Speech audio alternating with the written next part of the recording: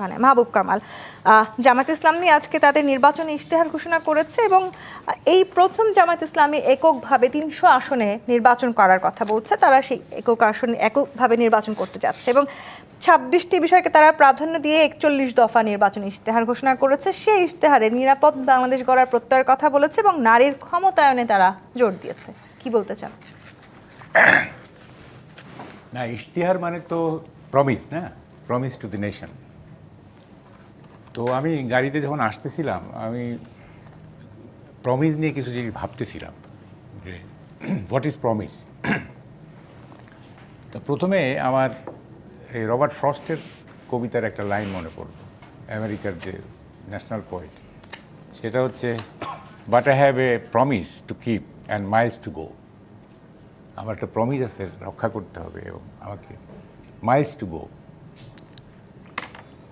Promise নিয়ে নানা রকম কথা আছে সাহিত্যে। যেমন একটা আছে, a promise is a cloud, fulfilment is rain. মানে প্রমিস হচ্ছে আপনার মেঘ আর বৃষ্টি হচ্ছে এইটার ফুলফিলমেন্ট। মানে যতক্ষণ পর্যন্ত বৃষ্টি না হলো ততক্ষণ পর্যন্ত এই ইশতেহার, এই প্রমিসের কোনো মূল্য নেই, এটা ক্লাউড থেকে যাবে। আরেকটা আছে, don't talk, act, don't say, show, don't promise, proof. এবং ফাইনালি আরেকটা বলে দেই, সেটা হচ্ছে three things should not be broken. একটা হচ্ছে প্রমিস, আরেকটা হচ্ছে ট্রাস্ট, আরেকটা হচ্ছে সামওয়ানস হার্ট।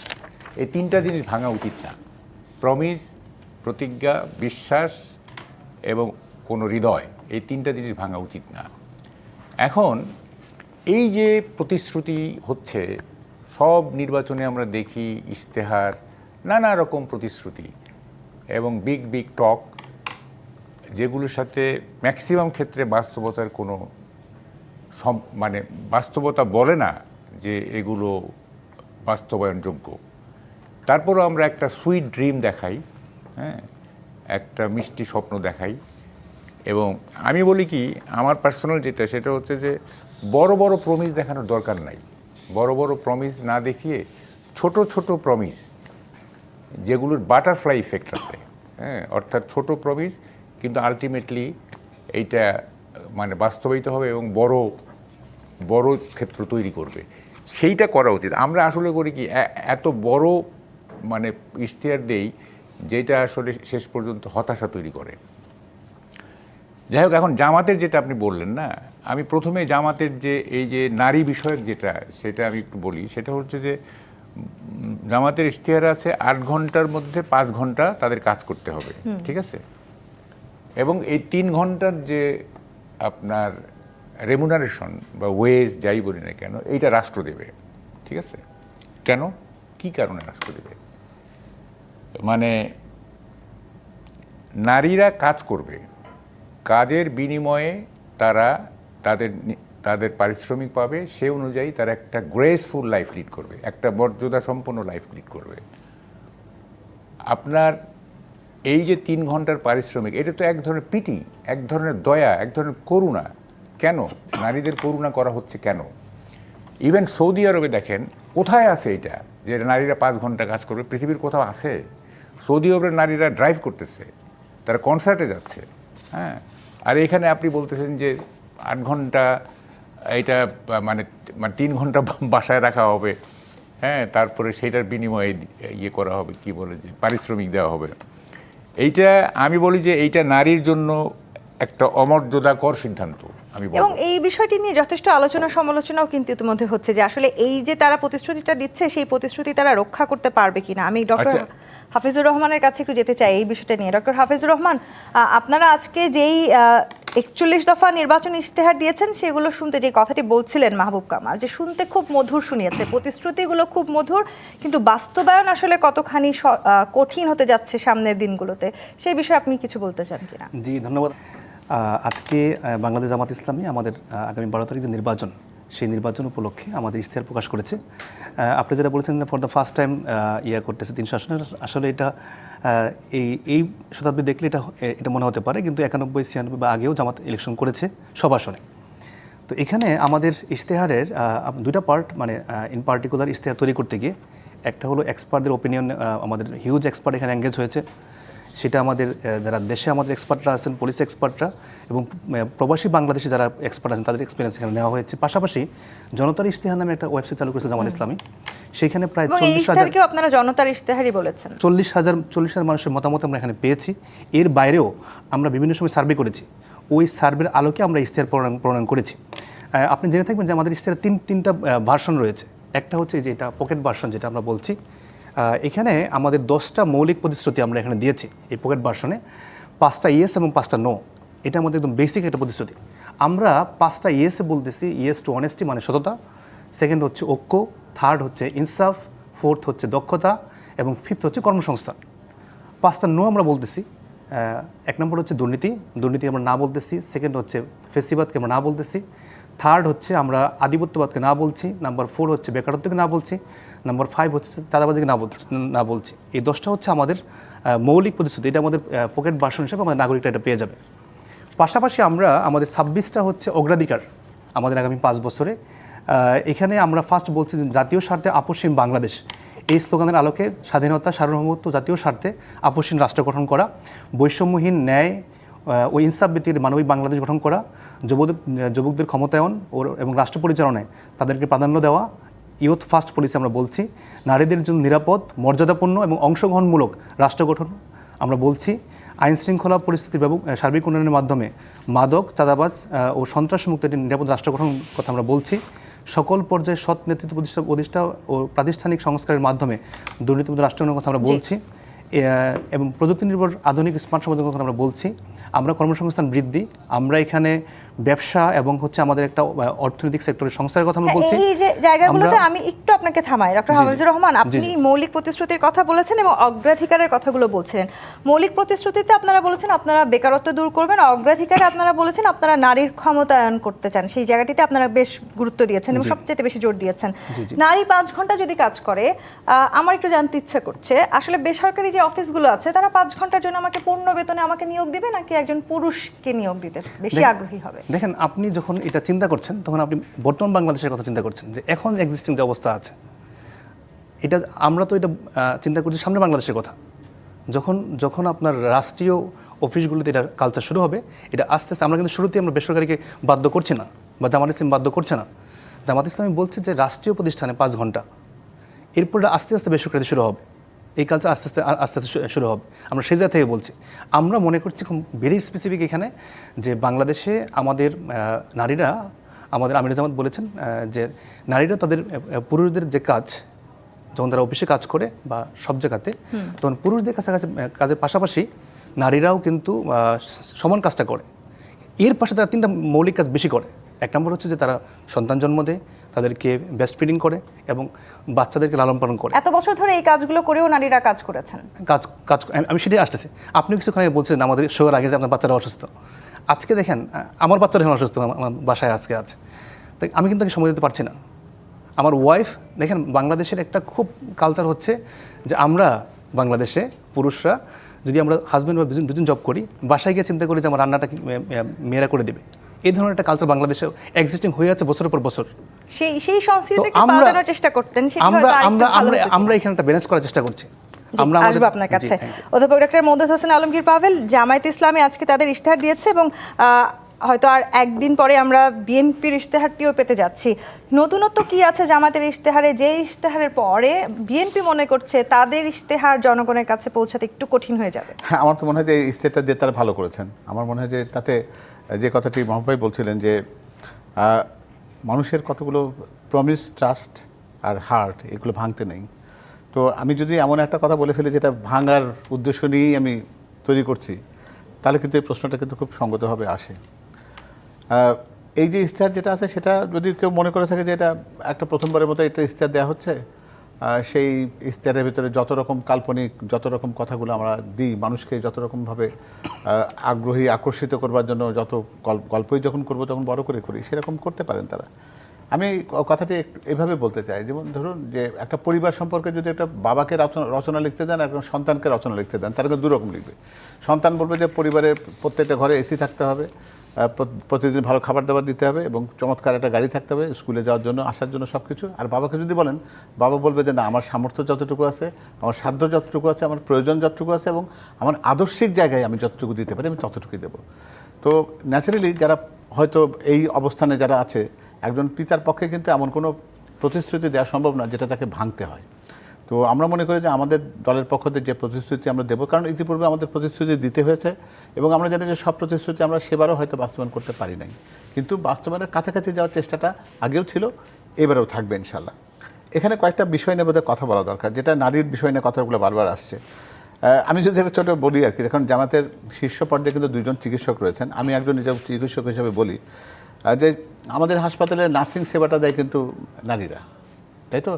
এবং কোনো একটা নারীদের ওয়ার্ডে যদি নারী রোগী তো থেকে যাবে, রোগীর তো 5 ঘন্টা ডিউটি না, রোগীর তো 24 ঘন্টা হাসপাতালে থাকতে হবে, তো নার্সরা 5 ঘন্টা ডিউটি করার পর চলে যাবে, তো তারপরে বাকি সময়টা কি পুরুষরা কি তাদের দেখাশোনা করবে নাকি? অথবা নারীর যে চিকিৎসকরা যারা আছেন তারা অস্ত্রোপচার করছেন, একটা 5 ঘন্টা সময় অতিক্রান্ত হলে উনি কি ওটা রেখে ওখান থেকে চলে যাবেন? অথবা তার চেম্বারের সামনে যদি অনেক রোগী থাকে, তাকে দেখবার দায়িত্ব থাকে, কারণ আপনারা জানেন যে আমাদের নারী চিকিৎসকের পরিমাণ কম, রোগীর সংখ্যা অনেক বেশি। তাহলে কি যে সক্ষমতা তার রয়েছে, সেখানে আমি এটাকে সুইচ করে এনে তাদেরকে ওই যে তথাকথিত পারিবারিক কাজে পাঠিয়ে দেওয়া, যেটা বলেছেন যে কামলা বানাবে না, রানী করে রাখো, তাহলে আপনি তো রানী করার নাম করে বাড়িতে কামলা বানাবার জন্য বলছেন যে রান্না করতে হবে, সেজন্য বাড়ি চলে যাও, বা বাচ্চাকে দেখাশোনা করতে হবে। এটা কেন আমরা নারী পুরুষ এই বিভক্তির মধ্যে যাচ্ছি? কেন আমরা বলতে পারছি না আমাদের জনগোষ্ঠীর অর্ধেক আছেন যারা নারী, অর্ধেক পুরুষ, এবং তারা সবাই মিলে সমন্বিতভাবে একটা দেশের পরিপূর্ণভাবে এটা জনশক্তি। এই বিবেচনাটাই হচ্ছে আমাদের ম্যানিফেস্টোর মূল কথা। আমরা এই জায়গাতে নারীকে নারী হিসেবে দেখতে চাই না, তাদেরকে দেখতে চাই যে দেশের একজন জনগণ হিসেবে, অন্য 8জন মানুষের মতন তারা ঠিক সেই রকমই থাকবেন। এখানে আরও কয়েকটা বিষয় বোধহয় একটু আমি বলে নিলে ভালো করি। সেটা হচ্ছে যে 64 জেলায় 64টি মেডিকেল কলেজ করতে চেয়েছেন তারা। বাংলাদেশে মেডিকেল শিক্ষার বর্তমানে যে হাল, এটা ওনারা আমির জামাত খুব ভালো করে জানেন যে আমাদের এখানে বেসিক সায়েন্স, যেটা মেডিকেল শিক্ষার মূল কাঠামো, সেটাতে শিক্ষক নেই বলতে গেলে চলে। সেই জায়গায় তারা 64 জেলায় 64 মেডিকেল কলেজ করবেন। তারা কিন্তু এটা বলছে না যে বিশেষায়িত হাসপাতাল করে সেখানে মানুষের চিকিৎসার দিকে যাব। আমরা কিন্তু ওই রাস্তায় হাঁটিনি। আমরা মনে করেছি যে এটি যদি করি আমরা, তাহলে একটা প্রতিষ্ঠান গড়ে উঠবে, একটা বিল্ডিং তৈরি হবে, কিন্তু ওই সেবা মানুষ পাবে না। সেই জন্য আমরা প্রতিরোধমূলক চিকিৎসার দিকে যেতে চাই। আমরা জানি যে অতি উচ্চ মূল্যের এই হার্টের চিকিৎসা, কিডনির চিকিৎসা, এটা করার মতো সক্ষমতা আমাদের দেশের মানুষের নেই। সরকার এই ব্যয় বহন করতে পারবে না। উনি যদিও আগের প্রোগ্রামে উনি বলছেন যে ইউনিভার্সাল হেলথ কেয়ারের কথা বলবেন, এটা আসলে এই কাভারেজটা দেওয়া আমাদের মতন একটা দেশ যেখানে আমরা আমাদের জিডিপির 2.7% আমরা বার্ষিক বাজেটে বরাদ্দ রাখি, তার অর্ধেক খরচ করতে পারি, অর্ধেক খরচ করতে পারি না। এই সক্ষমতা এটা এখনও পর্যন্ত আকাশকুসুম। যেটা বাস্তবায়ন সেটা হচ্ছে প্রতিরোধমূলক স্বাস্থ্য ব্যবস্থাতে আমরা 1 লক্ষ নারী যে স্বাস্থ্যকর্মী নিয়োগের কথা বলেছি, তার 80% নারী হবে। তাদেরকে আমরা গ্রাম পর্যায়ে এমনভাবে রাখবো যেন তারা ওই খাদ্যাভ্যাস এবং বেসিক লাইফ স্টাইল সেটা পরিবর্তনের মধ্যে দিয়ে একজন মানুষ কী করে এই ধরনের রোগ থেকে দূরে থাকতে পারে, যেহেতু আমরা জানি এগুলো নিরাময়যোগ্য রোগ, সেই জায়গায় আমরা আমাদের জায়গা মানে অগ্রাধিকারটা দিতে চাইছি। আপনি কি মনে করছেন দীর্ঘদিন একসাথেও আপনাদের রাজনীতি করার ইতিহাস আছে, সেই জায়গাটিতে জামাত এবারে যখন আলাদা হয়ে রাজনীতি করছে, আলাদাভাবে নির্বাচন করছে, তাদের এবারের ইশতেহারে আজকে তারা যে নতুন ইশতেহারটি ঘোষণা করেছে, সেখানে আসলে তারা বিএনপিকে ছাড়িয়ে গিয়ে জনগণের মন জয় করবার মতো নতুন কিছু বলতে পেরেছে? এটা ছাড়িয়ে যাওয়ার ক্ষেত্রে আপনি প্রতিশ্রুতি দিক দিয়ে ছাড়িয়ে যেতে পারেন, কিন্তু ওই আগের কথায় ফেরত যাই যে প্রমিস আর ট্রাস্ট আর হার্ট, এটা ভাঙ্গার মতন করে সেই বাস্তবায়নটা করতে না পারার পরে দিন শেষে কী হবে? প্রশ্নটা হলো কি, দেখেন, যখন আপনি জানেন যে এই দায়িত্বটি আপনার কাছে আসছে না, তখন আপনি কিন্তু আপনার প্রতিপক্ষকে এরকম একটা জায়গায় নিয়ে যেতে পারেন যে ঠিক আছে, আমি গেলে কিন্তু এটা করতে পারতাম। অর্থাৎ এই কথাটি বলার জায়গাটা আপনি রেখে দিচ্ছেন, কারণ জনগণের বর্তমানে যা আকাঙ্ক্ষা এবং আমরা অতীত ইতিহাসের যে ধারাবাহিকতার কথা যেটা আমরা জানি, তাতে আমরা আশা করছি যে বিএনপি আগামী দিনে রাষ্ট্র পরিচালনার দায়িত্ব পেতে যাচ্ছে। সুতরাং তারা এমন কথাই বলবে যেটা তারা বাস্তবায়ন করতে পারবে। ফলে যারা এই জায়গায় যাবে না তাদের পক্ষে অনেক বেশি কথা বলার সুযোগ থাকবে, সেটা খুব স্বাভাবিক। এখানে আরেকটি কথা বোধহয় বলা দরকার, উনি স্বাস্থ্যের ব্যাপারে আমি যতটুকু জানি যে ওনারা বোধহয় 8% আমাদের জিডিপি স্বাস্থ্য খাতে বরাদ্দের কথা বলেছেন। এই জায়গাগুলোতে আমরা আসবো, তবে আমি একটু যদি জামায়াত ইসলামের ইশতেহারের প্রথম জায়গাটিতে তাকাই, যে 26টি বিষয়ে তারা অগ্রাধিকার দিয়েছে, সেখানে প্রথমে তারা লিখেছে জাতীয় স্বার্থে আপোষহীন বাংলাদেশ। এই স্লোগানের আলোকে স্বাধীনতা, সার্বভৌমত্ব ও জাতীয় স্বার্থে আপোষহীন রাষ্ট্র তারা গঠন করবে। স্বাধীনতার এই বিষয়টি নিয়ে আসলে বারবার আমরা দেখছি নির্বাচনী প্রচারণায় গিয়ে নানানভাবে পাল্টা অভিযোগের এক ধরনের প্রথা চালু হয়েছে, এবং সেখানে জামায়াত ইসলামীকে অন্তত স্বাধীনতা স্বাধীনতার যুদ্ধের জন্য বাংলাদেশের কাছে মাফ চেয়ে নির্বাচনী প্রচারণার কথা বলতে শুনেছি। মাহবুব কামাল যেই 26টি বিষয়কে প্রাধান্য দিয়েছে জামাত, সেই 26টি বিষয়ের শুরুর যেই বিষয়টি, সেখানে তারা বলেছে জাতীয় স্বার্থে আপসীন বাংলাদেশ, এই স্লোগানের আলোকে স্বাধীনতার সার্বভৌমত্ব এবং জাতীয় স্বার্থে আপসীন রাষ্ট্র তারা গঠন করতে চায়। স্বাধীনতার সার্বভৌমত্ব নিয়ে জামায়াত ইসলামের সাথে অন্যান্য রাজনৈতিক দলগুলোর যথেষ্ট অভিযোগ, পাল্টা অভিযোগ আছে।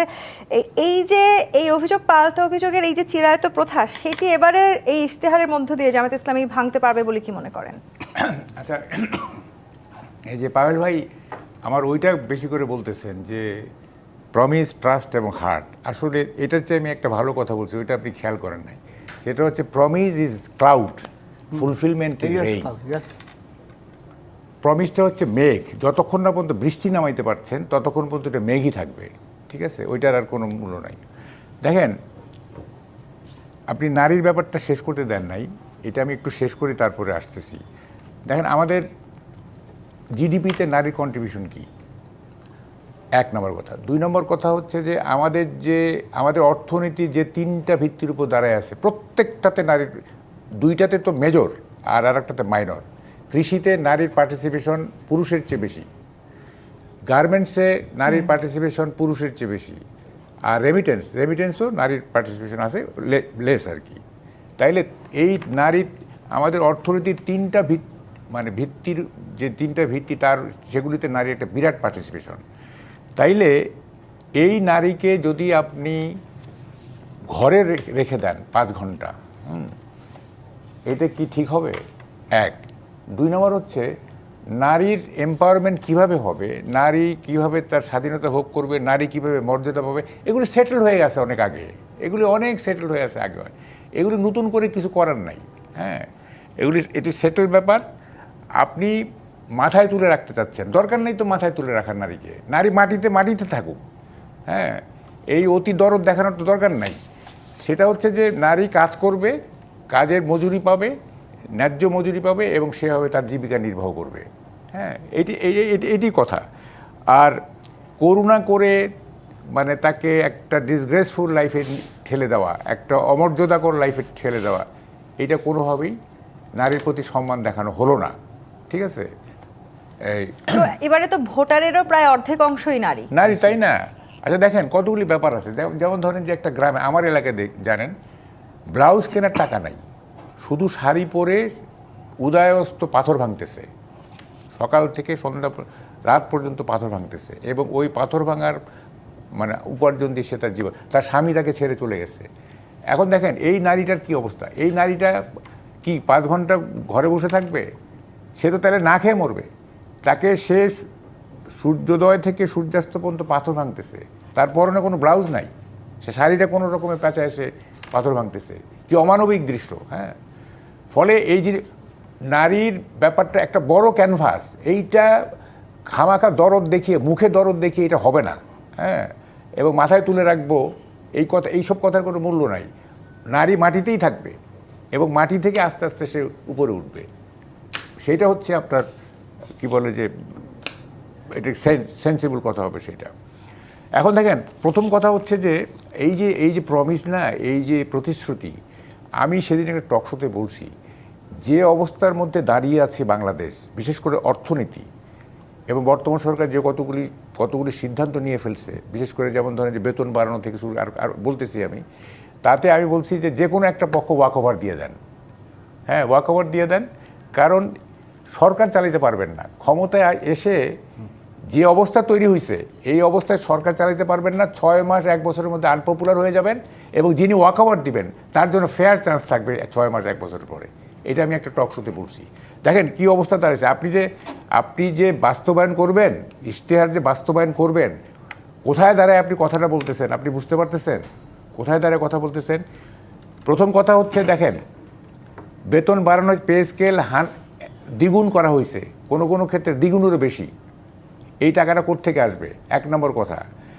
আপনি এখনকার অবস্থাটা কি, অর্থনীতির এখনকার অবস্থাটা কি, জিডিপি কত, ইনফ্লেশনের রেট কত, তারপর ইনভেস্টমেন্ট কি অবস্থায় আছে, গ্যাস কি অবস্থায় আছে, তারপরে পানি কি অবস্থায় আছে, তারপরে আপনার কি বলে যে কতগুলি জিনিস। দেখেন, এই যে তাড়াহুড়া করে প্রাইমারি শিক্ষকদের আপনার 12 তারিখে হচ্ছে এই নির্বাচনের আগেই নাকি এত হাজার হাজার প্রাইমারি শিক্ষকদের মানে অ্যাপয়েন্টমেন্ট দিয়ে দিচ্ছে, ঠিক আছে? তো এই যে কতগুলি অর্থনৈতিক চ্যালেঞ্জ আসতেছে সামনে, হ্যাঁ, সেই চ্যালেঞ্জগুলো আপনি কীভাবে মোকাবিলা, এর মধ্যে আবার হয়েছে কি, যেমন ধরেন কতগুলো সিদ্ধান্ত নিচ্ছে গভর্নমেন্ট যেগুলো টাকার ব্যাপার, যেমন বোয়িং কেনার একটা ব্যাপার আছে আমেরিকা থেকে বোয়িং, তারপরে আপনার ওই যে চুক্তি হচ্ছে একটা শুল্কের উপরে, সেটা আবার কি সেই চুক্তি আবার প্রকাশ করা যাবে না, নন ডিসক্লোজার এগ্রিমেন্ট হয়ে গেছে, এটা 9 তারিখে নাকি স্বাক্ষর। তার মানে এই কঠিন পরিস্থিতিতে দাঁড়িয়ে জামায়াত যখন বলছে তারা স্বাধীনতা, সার্বভৌমত্ব, জাতীয় স্বার্থে আপোষহীন রাষ্ট্র গঠন করবে, সেটি কি তাদের জন্য যথেষ্ট এবং না কঠিন সবচেয়ে বড় হচ্ছে? কারণ যে বিএনপির ভাই আছে ওনাকেও আমি বলতেছি, এই যে সাবসিডাইজড কতগুলি আপনার প্রোগ্রাম হাতে নিছেন, হ্যাঁ, এই যে কার্ড, হ্যাঁ, ইনডিসক্রিমিনেটলি আপনারা মানে সবাইকে আপনারা কার্ড দিচ্ছেন, এই টাকা কোত্থেকে আসবে, এত টাকা, এতগুলো কার্ড, হ্যাঁ, সেটা একটা হচ্ছে এই প্রশ্নটা আমি একটু ফ্যামিলি বিএনপিকেও কার্ড, করতে চাই। কৃষক কার্ড, অমুক তমুক, এই যে জি। এইটা তো বললে হবে না, এইটা তো ওই যে বললাম, বাস্তবায়ন কতখানি আসলে এইটা সহজ? রেইনফল ঘটাইতে হবে, বৃষ্টি নামাইতে হবে। আপনি তো ডক্টর মওদুদ হোসেন আলমগীর পাভেল, এই প্রশ্নটার আমি একটু উত্তর চাই আপনার কাছে। আসলে কি আপনারা যে এই প্রতিশ্রুতিগুলো দিচ্ছেন, আপনাদের ইশতেহারও আসতে যাচ্ছে, জামায়াত আজকে যে ইশতেহারে যে প্রতিশ্রুতি দিল, এই সব প্রতিশ্রুতি আপনারা আসলে রাখতে পারবেন নাকি বারবার বাংলাদেশের সাধারণ জনগণের স্বপ্নভঙ্গ হবে? দেখুন, আমার মনে হয় যে মাহবুব ভাই আমার কথাটিতে একটা সাপ্লিমেন্ট করবার জন্য নিজের অংশ থেকে বলেছিলেন প্রমিস ইজ ক্লাউড। আমরা কিন্তু সেই ক্লাউডের জায়গা থেকে কথাটা বলি। আপনি জানেন যে এই মুহূর্তে সামাজিক সুরক্ষা বেষ্টনীতে বছরে 1,24,000 কোটি টাকার ব্যয় হয়। এর অনেকটা আছে যে অপ্রয়োজনীয় এবং এটার অনেকটা আছে যেটা দুর্নীতির জন্য এটা নষ্ট হয়। আমাদের ফ্যামিলি কার্ডের প্রোগ্রামের জন্য বছরে দরকার মাত্র 12,000 কোটি টাকা। এই আপনি নিজেও জানেন যে 2 থেকে 2,500 কোটি টাকা প্রতি মাসে দিয়ে একটা মানুষের কিন্তু ভাগ্যের বিরাট বড় পরিবর্তন আপনি ঘটিয়ে দেবেন তা না। উদ্দেশ্যটা কি? আপনার এই দৃষ্টিভঙ্গিটা দেখবার দরকার আছে। আপনি ক্ষমতায়ন বলছেন। মহাবীর একটা উদাহরণ দিয়েছিলেন যে শুধুমাত্র শাড়ি গায়ে একটা মহিলা, একটা নারী উদয়াস্ত পরিশ্রম করছেন শুধুমাত্র জীবিকার জন্য। তিনি স্বামী পরিত্যক্তা, তার তো কোনো উপায় নেই। আমরা এই ফ্যামিলি কার্ডের মধ্যে দিয়ে তার একটা স্বীকৃতি দেওয়ার চেষ্টা করেছি, সামাজিক তার একটা অবস্থান তৈরি করার চেষ্টা করেছি যে পরিবারের প্রধান হিসেবে কার্ডটার অধিকারী উনি হবেন। কিন্তু আবার জামায়াত বা এনসিপি অভিযোগ করছে এই ফ্যামিলি কার্ডে টাকাটা আপনারা জনগণের কাছ থেকে চাঁদাবাজি করে জনগণের এটা বলতেই টাকা পারেন। দিয়েই আসলে আপনি তো এই মুহূর্তে মেনে নিচ্ছেন 1,24,000 কোটি টাকা সামাজিক সুরক্ষা বেষ্টনীর প্রকল্প তো আপনার আছে। 1,24,000 কোটি টাকা আমি ওই জায়গা থেকে যদি বাঁচিয়ে যদি 12,000 কোটি টাকা একটা প্রকল্প ঢুকাই মহাভয়, তাতে কি আমার কোনো বাড়তি পয়সার ব্যয় আমি করবো এখানে? এটা কিন্তু কোনো একেবারে ছোট্ট, উনি যেটা বলেছেন যে ছোট ছোট আপনি প্রকল্প নিন, যে ছোট ছোট প্রমিস করুন যেটা আপনি বাস্তবায়ন করতে পারেন। ওটা বাটারফ্লাই ইফেক্ট থাকে। এটা আমি তাই করতে চাই আমরা, এবং আমরা কিন্তু বলেছি যে মেগা প্রজেক্ট আমরা নেব না। কি জন্য? যে ওই এলাকায় যদি ব্রিজ বা রাস্তা যদি হয় তাহলে স্থানীয় লোকজন এসে দেখে যে ব্রিজটা হচ্ছে, কিন্তু পদ্মা সেতু কিন্তু কর্ণফুলীর টানেল তৈরি হচ্ছে কি হচ্ছে না, ওর দুর্নীতির খোঁজ কিন্তু সাধারণ মানুষ নিতে পারে না। আমি কিন্তু দৃষ্টিভঙ্গির কথা বলি। এই ফ্যামিলি কার্ডটা কিন্তু শুধুমাত্র আর্থিক সুরক্ষা দেওয়ার জন্য নয়, একটা বিরাট বড় প্রশ্নের মুখে দাঁড়িয়েছি আমরা কিন্তু।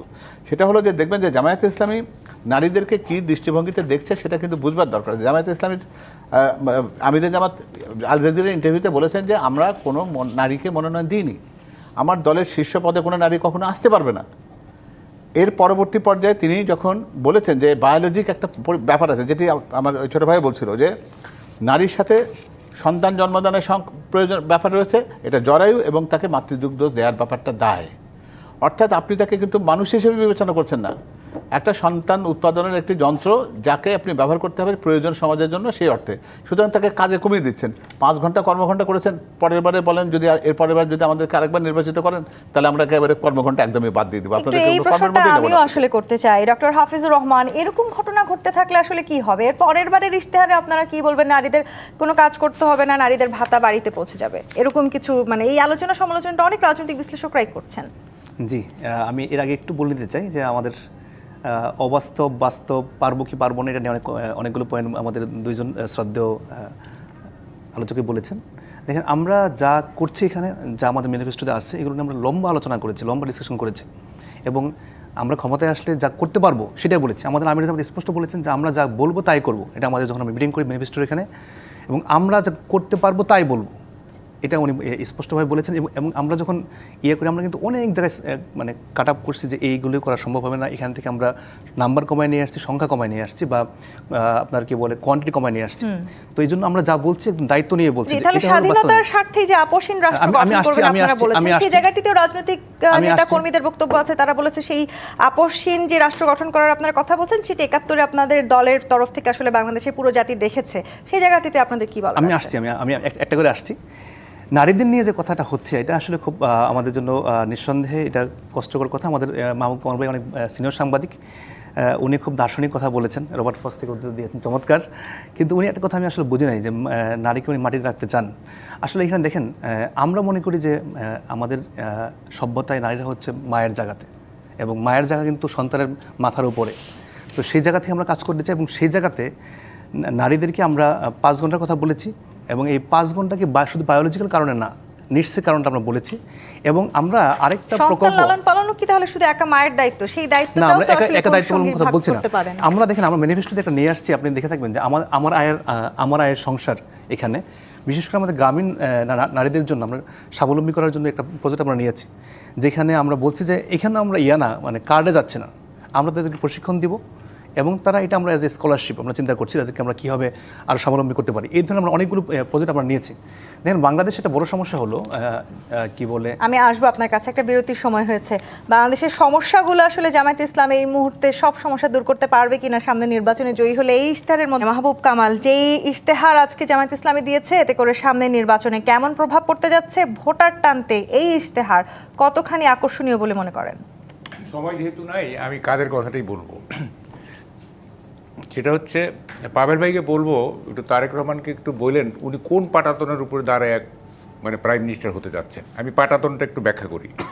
সেটা হচ্ছে, দেখেন, বেতন দিতে হবে ডাবল, 1, বৈদেশিক ঋণ অস্বাভাবিক, খেলাপি ঋণ অস্বাভাবিক, আপনার ইনফ্লেশন সাউথ এশিয়ায় সর্বোচ্চ, ইনভেস্টমেন্ট নাই সাউথ এশিয়ায়, আপনার ইনফ্লেশন সবচেয়ে বেশি, ইনভেস্টমেন্ট নাই, জিডিপি 3 পয়েন্ট সামথিং, এগুলো হচ্ছে দারিদ্র্যসীমার নিচে, এগুলো অর্থনৈতিক। এখন থেকে অন্যান্য প্রবলেম দেখেন, তিনি কি করবেন, উনি যে ক্ষমতা নিতে যাচ্ছেন, দেখেন কতগুলি জিনিস দেখেন, মবক্রেসি, ইনস্টিটিউশনালাইজড, জিও পলিটিক্সে ঝামেলা আছে।